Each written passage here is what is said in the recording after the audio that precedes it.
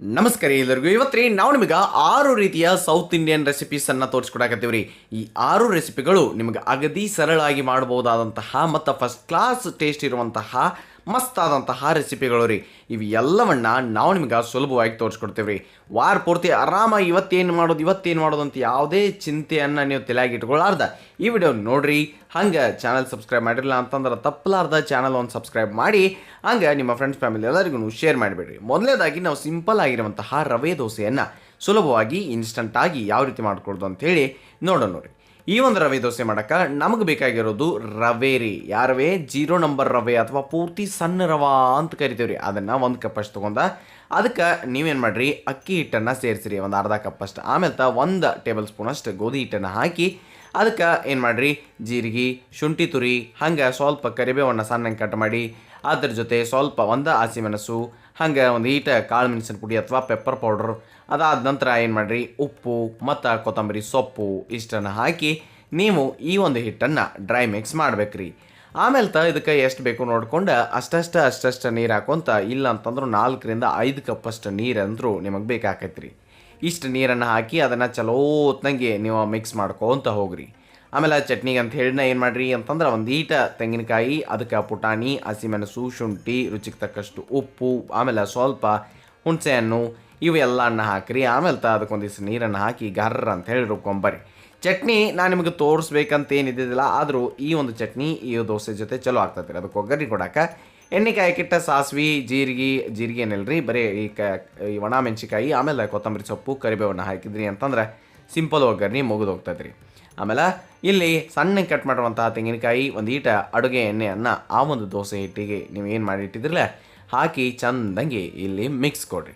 ಇದಕ್ಕೆ ಗಟ್ಟಿಯಾಗಿರ್ತೈತಿ, ಯಾಕಂದ್ರೆ ರವೆ ಭಾಳ ಇದನ್ನ ಇರ್ತೈತಿ ರೀ, ಕಿತಾಪತಿ ಮಾಡಿ ನೀರು ಕುಡಿದು ಬಿಟ್ಟಿರ್ತೈತಿ. ಅದಕ್ಕೆ ಇನ್ನೊಂದು ಸ್ವಲ್ಪ ನೀರನ್ನು ನೀವು ಮೇಲ್ಗಡೆಯಿಂದ ಹಾಕಿ ಅದನ್ನು ಈ ಒಂದು ಬ್ಯಾಟರನ್ನು ತಯಾರು ಮಾಡ್ಕೊರಿ.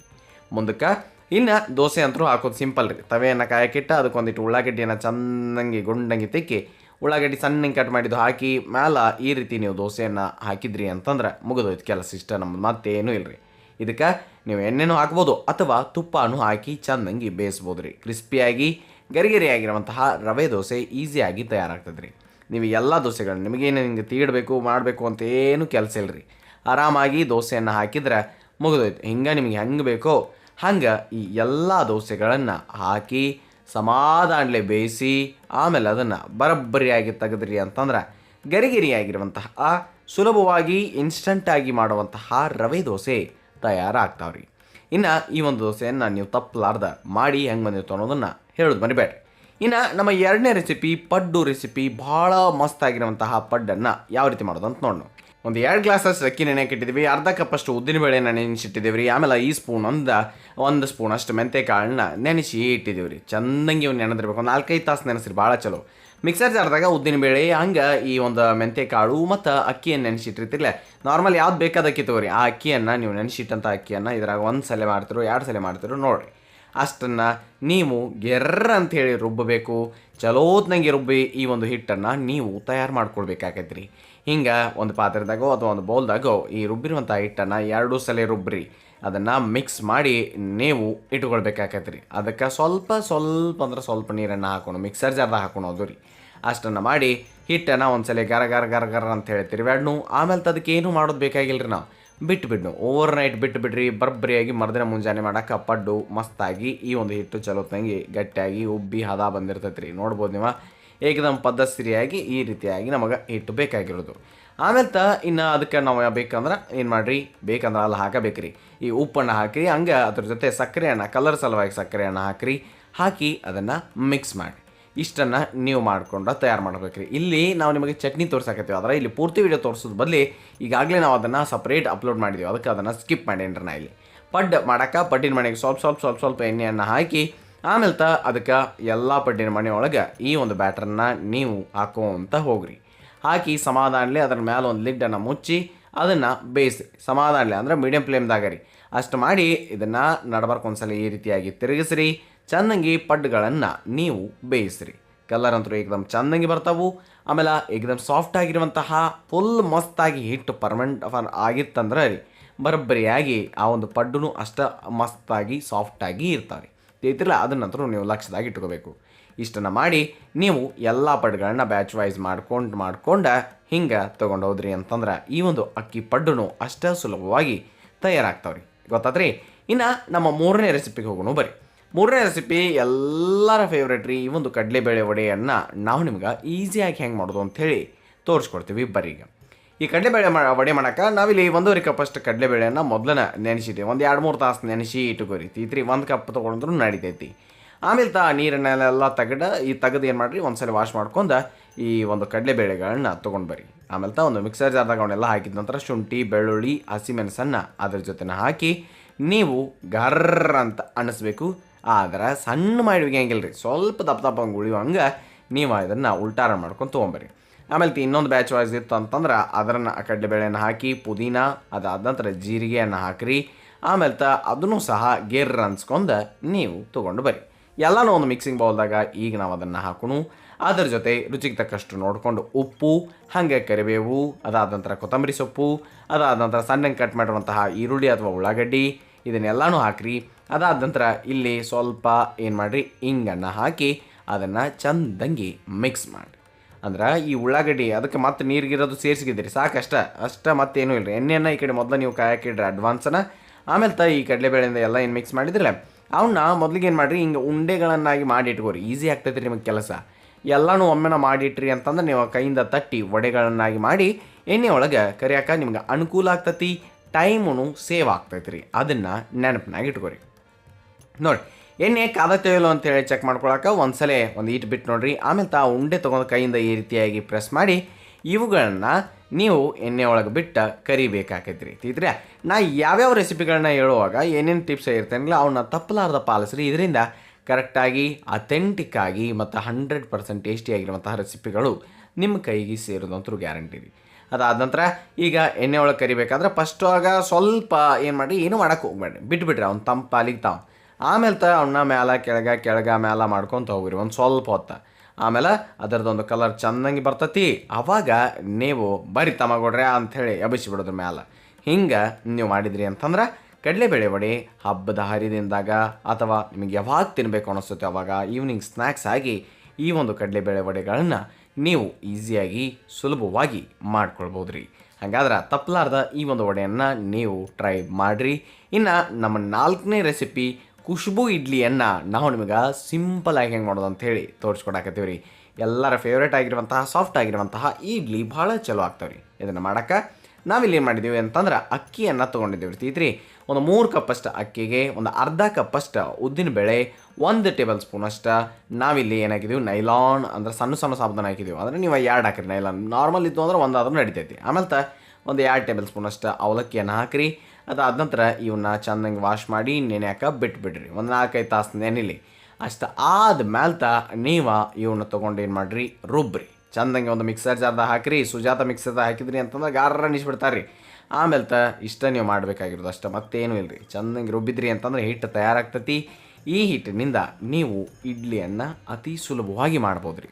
ಗೊತ್ತಾದ್ರಲ್ಲ, ಒಂದೇ ಬ್ಯಾಚ್ ಆದ್ರೆ ಒಂದೇ ಸಲ ರುಬ್ಕೊಂಡು ತೊಗೊಂಬರ್ರಿ. ನಿಮಗೆ ಅಂದ್ರೆ ಅಳತೆಗೆ ತಕ್ಕನಾಗಿ, ಅಂದ್ರೆ ನೀವು ಹೆಚ್ಚು ಮಾಡಿದರೆ ಹೆಚ್ಚು, ಕಡಿಮೆ ಮಾಡಿದರೆ ಕಡಿಮೆ, ಈ ರೀತಿಯಾಗಿ ಹಿಟ್ಟು ತಯಾರಾಗಬೇಕು.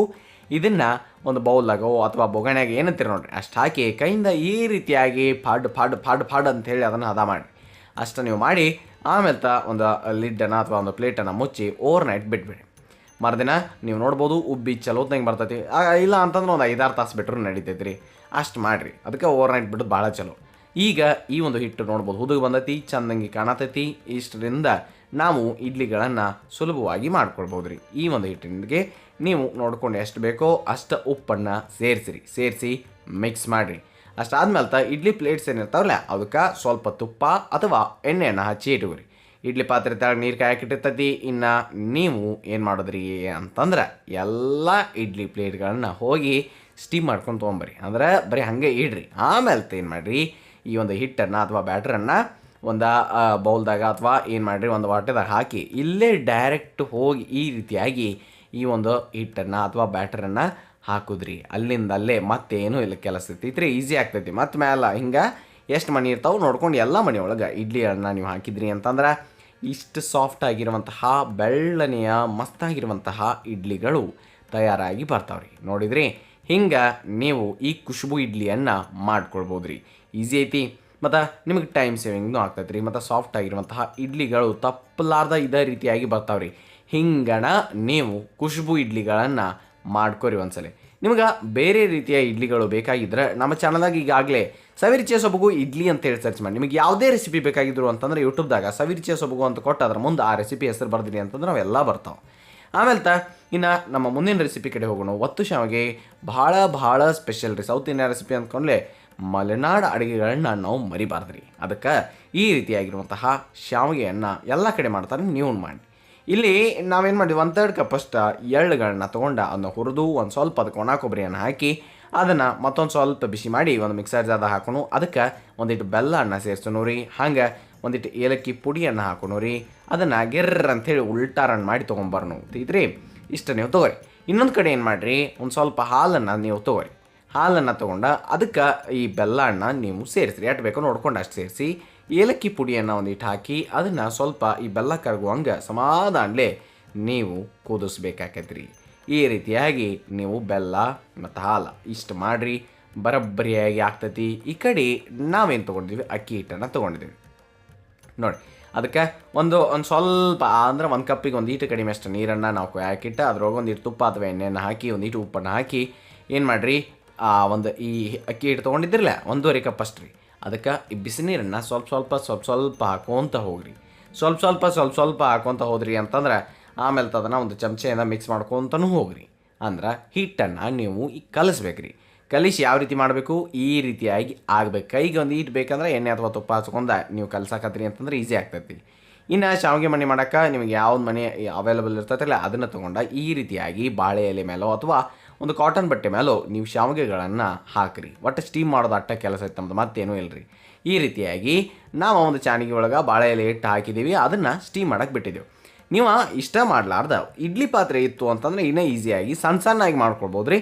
ಉಳಿದಿದ್ದ ಕಡೆ ದೊಡ್ಡದಾಗಿ ಮಾಡಿದ್ಬೋದು. ನಿಮಗೆ ಹೆಂಗೆ ಬೇಕೋ ಹಂಗೆ ಇವುಗಳನ್ನು ನೀವು ಹಾಕಿ ಸ್ಟೀಮ್ ಮಾಡಿ ಇಷ್ಟ ಮಾಡಬೇಕಾಗಿರೋದು, ಮತ್ತೇನೂ ಇಲ್ಲರಿ. ಇದ್ರ ಜೊತೆ ಈ ಮಸ್ತಾಗಿರುವಂತಹ ಬರಬ್ಬರಿಯಾಗಿರುವಂತಹ ಹಾಲು, ಆಮೇಲೆ ಇಲ್ಲಿ ತೆಂಗಿನ ಹಾಲಿನಿಂದ ಮಾಡ್ಬೋದು ರೀ, ನಾರ್ಮಲ್ ಹಾಲಿನಿಂದ ಮಾಡ್ಬೋದು ರೀ, ನೆನಪಿಡ್ಕೋರಿ. ಅದಾದ ನಂತರ ಈ ಒಂದು ಮಸ್ತಾಗಿರುವಂತಹ ರೆಸಿಪಿ ತಯಾರಾಗ್ತದೆ ರೀ. ಇಷ್ಟು ನೀವು ಮಾಡಬೇಕಾಗಿರೋದು. ಇನ್ನೊಂದು ನಮ್ಮ ಮಸ್ತಾಗಿರುವಂತಹ ಲಾಸ್ಟ್ ರೆಸಿಪಿ ಅಂತಂದ್ರೆ ಅದು ರವೆ ಇಡ್ಲಿ.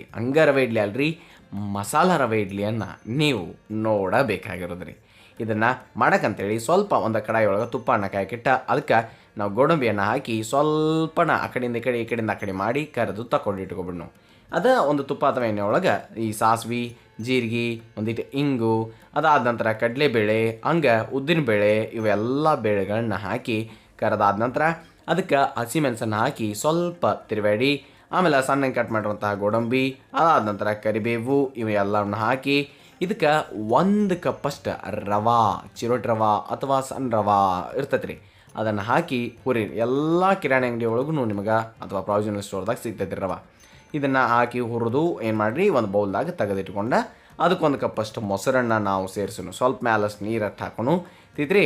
ಅದಕ್ಕೆ ಕಟ್ ಮಾಡ್ಕೊಂಡು ಸಣ್ಣ ಕಟ್ ಮಾಡಿರುವಂಥ ಅಥವಾ ತುರಿದಂತಹ ಶುಂಠಿಯನ್ನು ಹಾಕಿರಿ. ನೋಡ್ಕೊಂಡು ಎಷ್ಟು ಬೇಕೋ ಅಷ್ಟು ಉಪ್ಪನ್ನು ಹಾಕಿರಿ. ಆಮೇಲೆ ಒಂದು ಈಟ ಸೋಡಾವನ್ನು ಹಾಕಿ, ಅಡುಗೆ ಸೋಡಾ ಅಷ್ಟು ಮಾಡಿ ನೀವು ಇಲ್ಲಿ ಮಿಕ್ಸ್ ಕೊಡಿರಿ ತೀತ್ರಿ. ಆಮೇಲೆ ಇದಕ್ಕೆ ಎಷ್ಟು ಬೇಕೋ ನೋಡ್ಕೊಂಡು ಅಷ್ಟು ನೀರು ಹಾಕಿ ಬರ್ತದೆ. ಫಸ್ಟಿಗೆ ಮೊಸರು ಜೊತೆನ ನೀವು ಮಿಕ್ಸ್ ಮಾಡಿರ್ಬೇಕ್ರಿ ಅದನ್ನು. ಆಮೇಲೆ ನೀರನ್ನು ಹಾಕಿ ಚೆಂದಂಗೆ ಅದನ್ನು ಕಲಿಸಿದ್ರಿ ಅಂತಂದ್ರೆ ಈ ರೀತಿಯಾಗಿ ಈ ಒಂದು ಹಿಟ್ಟು ತಯಾರಾಗ್ತೈತಿ. ಇದರಿಂದ ನೀವು ಸುಲಭವಾಗಿ ಮಸ್ತಾಗಿ ಈ ರವೆ ಇಡ್ಲಿ ಮಾಡ್ಕೊಳ್ಬೋದು. ಕೊತ್ತಂಬರಿ ಸೊಪ್ಪು ಸ್ವಲ್ಪ ಜಾಸ್ತಿನ ಹಾಕಿರಿ, ನೋಡ್ಕೊಂಡು ಹಾಕಿರಿ, ಎಷ್ಟು ಬೇಕೋ ಅಷ್ಟು. ಸ್ವಲ್ಪ ಜಾಸ್ತಿ ಹಾಕಿರೋ ಚಲೋನ. ಅದನ್ನು ಈ ರೀತಿಯಾಗಿ ಎಲ್ಲನೂ ನಾವು ಮಿಕ್ಸ್ ಮಾಡಿ ಇಟ್ಕೊಳಕತ್ತೀವಿರ್ತಿಲ್ಲ. ಇಷ್ಟು ಮಾಡಿದ್ರಿ ಅಂತಂದ್ರೆ ಇಡ್ಲಿ ಮಾಡೋಕ್ಕೆ ರೆಡಿ ಐತಿ. ಇಡ್ಲಿ ಯಾವ ರೀತಿ ಮಾಡೋದು ರೀ, ಅಕಸ್ಮಾತ್ ನಿಮ್ಮ ಕಡೆ ಪ್ಲೇಟ್ ತಟ್ಟೆ ಇಡ್ಲಿ ಇತ್ತಂದ್ರೆ ಅದ್ರಾಗ ಮಾಡ್ಕೊಳ್ಬೋದು. ಅಥವಾ ಈ ರೀತಿ ಬಟ್ಲ ಇಟ್ಟು ಅದ್ರಾಗ ಒಂದಿಟ್ಟು ಗೋಡಂಬಿಯನ್ನು ಕರೆದಂತಹ ಗೋಡಂಬಿ ಮೊದಲೇ ಇದ್ರಲ್ಲ ಅದನ್ನು ಹಾಕಿ ಅದ್ರ ಮೇಲೆ ಈ ರೀತಿಯಾಗಿ ಈ ಇಡ್ಲಿಗಳನ್ನು ನೀವು ಹಾಕಿ ಸ್ಟೀಮ್ ಮಾಡಿದ್ರಿ ಅಂತಂದ್ರೆ ಮಸ್ತಾಗಿರುವಂತಹ ಮಸಾಲ ರವೆ ಇಡ್ಲಿಗಳು ತಯಾರಾಗ್ತಾವ್ರಿ. ಇದನ್ನು ಈ ರೀತಿಯಾಗಿ ನೀವು ಮಾಡಿರಿ, ತಪ್ಪಲಾರ್ದ ಮಾಡಿರಿ. ಎಲ್ಲ ವಿಡಿಯೋಗಳು ನಿಮಗೆ ಮಸ್ತ್ ಅನ್ನಿಸ್ತಾವು. ಅಂದ್ರೆ ರೆಸಿಪಿಗಳು ಅಷ್ಟೇ ಚಲೋ ಅದಾವೆ. ಎಲ್ಲ ರೆಸಿಪಿಗಳನ್ನ ನೀವು ಟ್ರೈ ಮಾಡಿ ನಿಮ್ಮ ಫ್ರೆಂಡ್ಸ್ ಫ್ಯಾಮಿಲಿ ಎಲ್ಲರಿಗೂ ಈ ವಿಡಿಯೋ ಶೇರ್ ಮಾಡಿ, ಚಾನಲ್ ಸಬ್ಸ್ಕ್ರೈಬ್ ಮಾಡೋಕ್ಕೆ ಹೇಳ್ರಿ ಅಂತ ಹೇಳ್ತಾ ನೆನಪಿರಲಿ, ಇದು ಸವಿರುಚಿಯ ಸೊಬಗು ಅನ್ನದಾತ ಸುಖೀಭವ. ಧನ್ಯವಾದಗಳು, ನಮಸ್ಕಾರ.